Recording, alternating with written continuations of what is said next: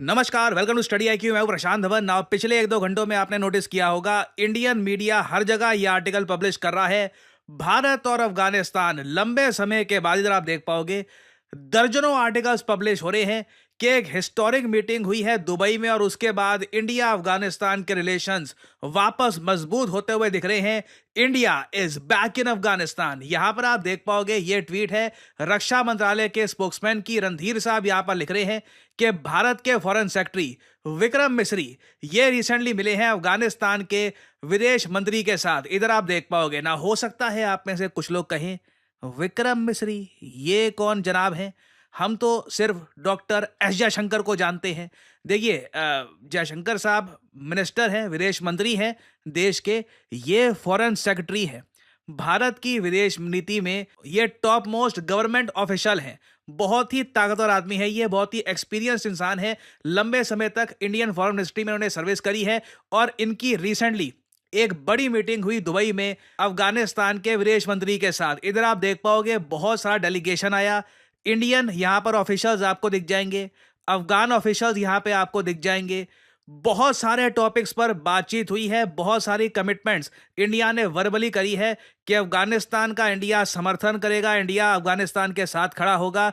और ये विजुअल्स देखिए पाकिस्तान को बहुत ज़्यादा चिंता दे देंगे, क्योंकि ये जो व्यक्ति आप यहां पर देख रहे हैं ना, ये कुछ ही दिनों पहले पाकिस्तान में हर जगह न्यूज़ में था। रीज़न मैं आपको बताता हूं इसका ये है कि जब पाकिस्तान ने अंधी बॉम्बिंग करी अफगानिस्तान की, पाकिस्तान की एयरफोर्स ने कई इनोसेंट लोगों को मार दिया अफगानिस्तान में।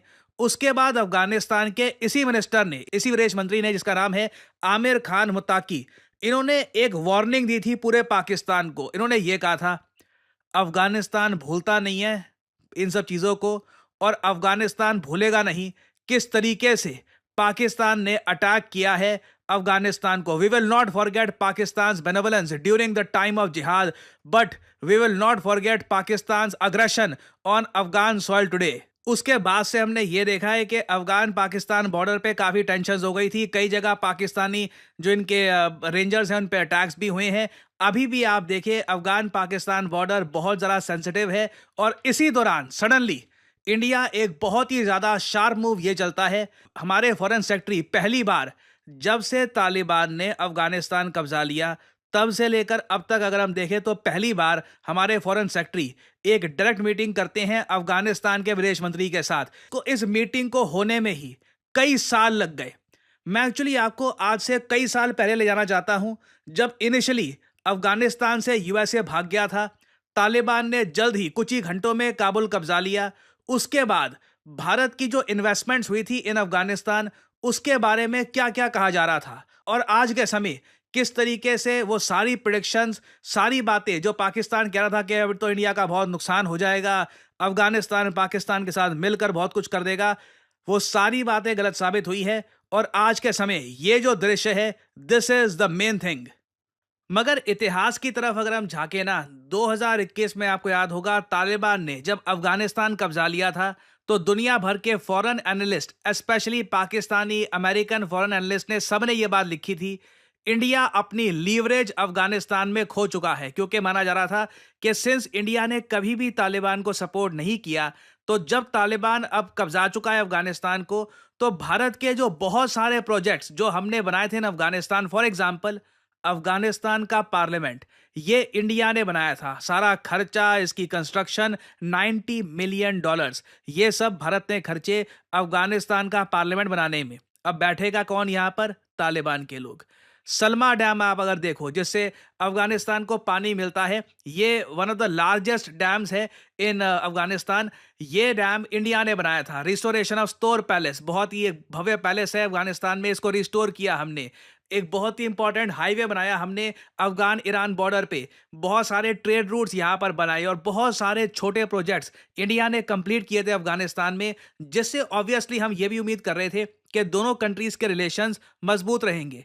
फिर अचानक से जब तालिबान आ गया, पाकिस्तान ने बहुत सेलिब्रेट किया। अब तो देखिए तालिबान आ गया, भारत की सारी इन्वेस्टमेंट जो थी ये गई पानी में, सब कुछ खत्म हो गया, इंडिया के जो भी प्लान्स थे खत्म। मगर आज के समय देखिए सबसे बड़ी बात, इंडिया ने अफगानिस्तान को इस मीटिंग में क्या क्या कहा है। पहले तो इंडिया ने यह बात कही है कि हम वापस आपको एड में हेल्प करेंगे। इधर आप देख पाओगे बहुत सारे इश्यूज पर दोनों कंट्रीज ने बातचीत करी है। The two sides evaluated ongoing Indian humanitarian assistance programme. In the view of current need for development activities, it would be decided that India would consider engaging in development projects in the near future. बहुत ही जल्द फिर से India के projects, जो ये सारे projects जो हमने बनाए थे ना अफगानिस्तान में, थोड़ा सा इसमें मैं कहूँगा डिले आया, प्रॉब्लम्स आई। मुझे याद है 2022 में हमारी पार्लियामेंट्री रिपोर्ट सामने आई थी कि इंडिया के जो प्रोजेक्ट्स हैं अफगानिस्तान, इसको सेटबैक लगा है, झटका लगा है अफगानिस्तान के वापस आने से। मगर यहाँ पे मैं कहूँगा पाकिस्तान ने अपना बड़ा नुकसान किया है अफगानिस्तान को अटैक करके, और अब अफगानिस्तान में तालिबान की सरकार हर तरीके से इंडिया के साथ एंगेज करना चाहती है। इनको पता है, चाहे गेहूं चाहिए, चाहे दवाई चाहिए, अर्थक्वेक रिलीफ चाहिए, पोलियो की डोजेस चाहिए, या फिर इनको कुछ भी चाहिए, कल को फिर से पेंडेमिक आ गया, वैक्सीन चाहिए, कहां से हेल्प आएगी? पाकिस्तान से हेल्प नहीं आने वाली। पाकिस्तान से सिर्फ एक चीज आएगी, अटैक्स। अफगानिस्तान की धरती पे अटैक्स, हेल्प इंडिया की तरफ से ही आएगी। और साथ ही साथ अगर अफगानिस्तान को अपनी क्रिकेट टीम को भी आगे बढ़ाना है, क्योंकि देखिए अफगानिस्तान में क्रिकेट आज के समय काफी प्रेशर में है।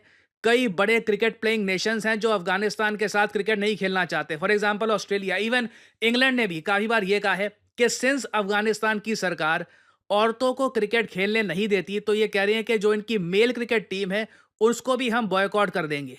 अब यहाँ पे आप देख सकते हैं, अब ये काफी कंट्रोवर्शियल डिसीजन है कि किसी कंट्री में, ठीक है, ऐसी सरकार आ गई है जो महिलाओं का क्रिकेट प्रमोट नहीं कर रही, तो उसके रिस्पॉन्स में आप ये करोगे कि वो उस डेवलपिंग कंट्री का जो एक अकेला स्पोर्ट है जहां पे वो थोड़ा बहुत कुछ अच्छा कर रहे हैं क्रिकेट, उसको बिल्कुल ही खत्म कर दोगे।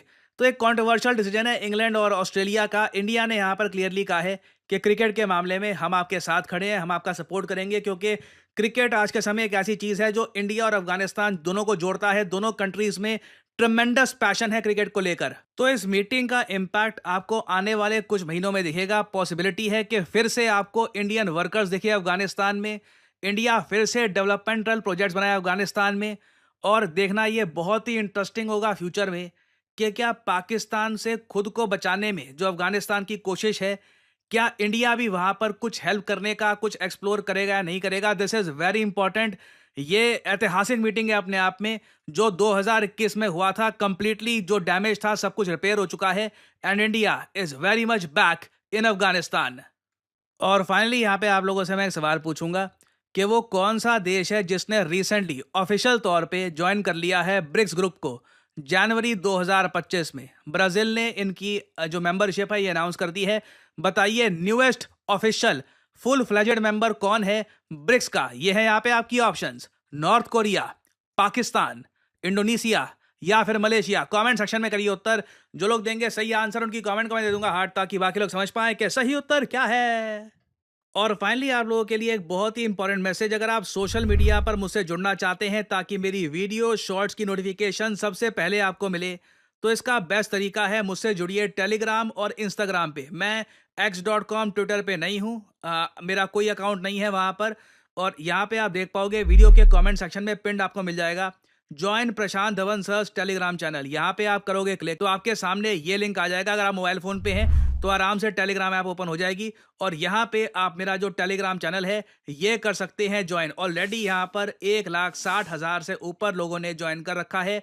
नोटिफिकेशन पाने का बेस्ट तरीका है। बाकी आप अगर इंस्टाग्राम पे हैं तो बिल्कुल नीचे जो लिंक है इंस्टाग्राम का, इस पे करिए क्लिक और मेरा जो इंस्टाग्राम पेज है यहाँ पे आप कर सकते हैं फॉलो। इधर यहाँ पे एक स्पेशल ग्रुप भी है, वहाँ पे करीब 8,000 लोग ज्वाइन कर चुके हैं। वहाँ पर मेरी सारी वीडियोस की नोटिफिकेशन लगातार यहाँ पे आपको मिलती रहेगी और साथ ही साथ मैं यहाँ पर शॉर्ट्स भी अपलोड करता रहता हूँ और वेरियस और जो फ्यूचर में डेवलपमेंट्स होंगी वो भी यहाँ पे मैं पोस्ट करता हूँ। तो फॉलो भी ऑन सोशल मीडिया। सो इसी नोट के साथ ये है वीडियो का अंत। Thank you for listening and I always say may the gods watch over you.